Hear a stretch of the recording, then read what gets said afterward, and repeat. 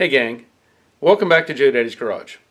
I want to show you how to install your new chrome door handle and your door lock in your classic Mustang. If you like videos like this, hit the subscribe button and the bell notification to see more. Oh, hit that thumbs up button. Thanks. Okay, I'm going to get the door handles on the car, obviously, so I can get the doors open and closed. But I bought some new ones. Now these came from Mustangs Unlimited.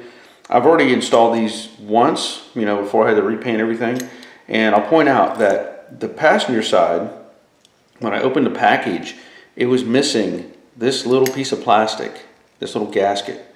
Thankfully, I still had the old door handles. I always keep stuff until I'm done. Know everything is in place.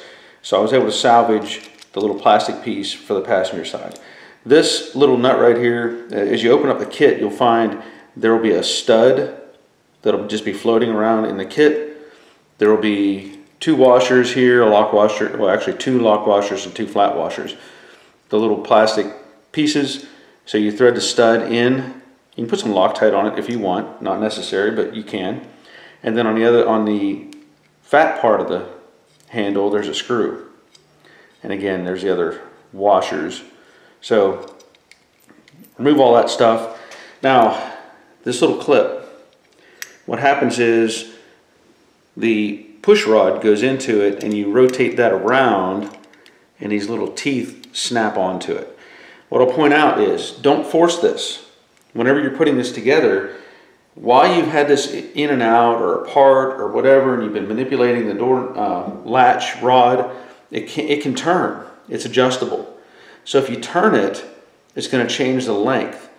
So what you could end up doing is either forcing it in here so the handle is actually kind of pressed up a little bit, or you could have it down to where you're like struggling to get it in. Just turn that rod until you get it to match. Slide it in, lock this on. Now, this is where it gets a little exciting. You got fresh paint, right? I will say this gap is tight. There's not a lot of room in here. And you think, well, how do I get this in? Well, you end up kind of manipulating things and twisting, unfortunately. So even at that, I'm going the wrong way. I gotta go this way. Get that in. And then what happens is you have to turn this. There's really no way around it. You can't fish it in far enough. You just kind of have to know that it's going to rub a little bit and turn it. So now I'm going to set everything in place. That's going to stay. I'm going to start off with the washer and basically the Phillips head screw. And there's a hole on the inside where it just attaches, goes right in. And then the other two washers, flat washer, lock washer, and nut go on the inside. Can't really film that. It's pretty tight space. Just know that you have to maybe kind of feel for it a little bit. You hear that noise? That means you dropped the washer. Alright, so I got it back. Put that on. And the nut.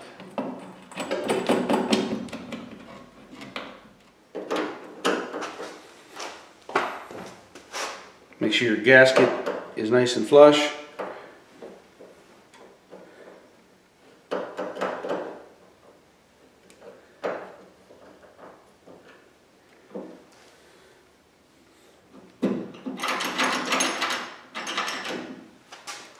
Okay, so I'm going to try to do this. It's going to be kind of tricky.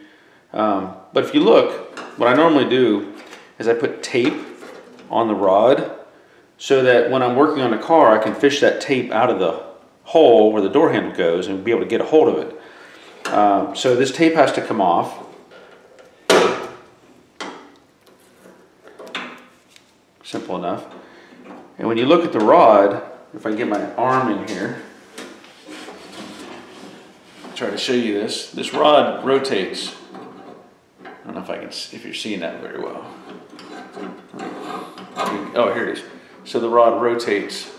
So what that does is it allows you to change the length.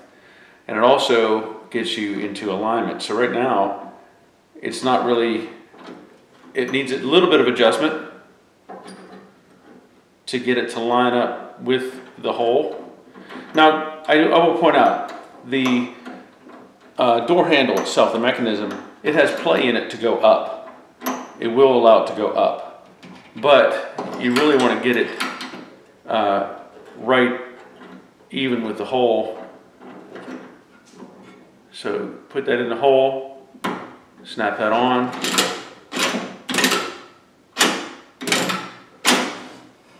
Again, I hope you can see that.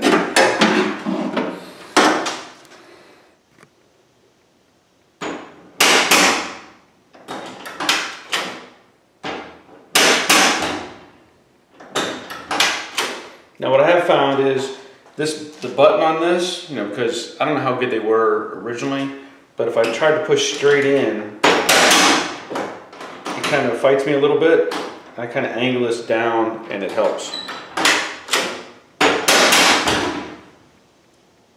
Next up, door lock. Now these are the original door locks. I'm going to reuse those. I don't have any reason to replace them. And you'll notice they have lugs on the perimeter. What that means is it only fits one way. So this is the driver's side, and you just snake it in, and the fat lug goes to the bottom. Now with a little bit of paint on there, you might have to just press it in, and then what happens is this little horseshoe clip slides on from the inside. This little flange right here, that's meant to be your grip. Like if you were going to remove it, you can grab a hold of that and pull it off. So use it as your reference when you put it back on. Basically, it's going to slip behind those lugs. When you push this in, these little humps will lock it in place. So I already put it in the driver's side. This is the passenger side, and basically if you're looking at it from the inside, this slides across like that. So that's how that locks in. The clip down here in the corner, on this leg, there is no adjustment. So you just push the rod into that hole, swing this around, snap it on, and you're done. If you'll notice, there's a little piece of metal hanging out right here. A little tab. Kind of hard to show you. What that's meant for is when you're taking things apart, you can put a screwdriver behind that or a fingernail or something, and it gives you some leverage. So when you take this off, you can pry that clip off of the rod, and that's an easy way to get it loose.